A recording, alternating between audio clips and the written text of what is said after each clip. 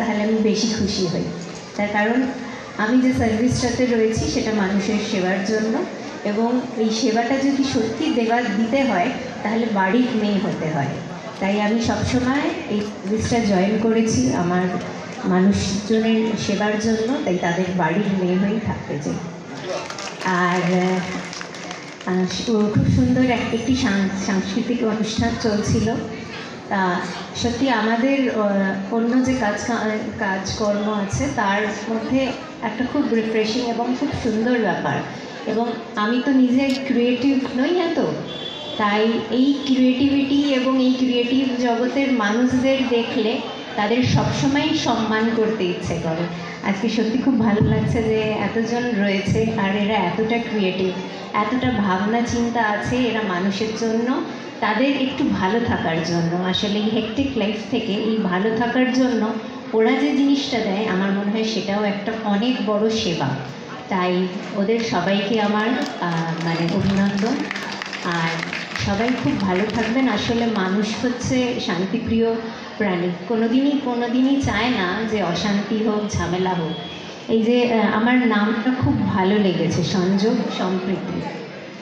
এই সম্প্রীতিটা মনে হয় খুব ভালো করে করা যায় যদি ওই যে বললাম মানুষ হচ্ছে শান্তিপ্রিয় প্রাণী, এরকম উৎসবের মাধ্যমেই, উৎসব এবং গান বাজনা এগুলো দিয়েই সব মানুষকে এক সূত্রে বাঁধা যায়।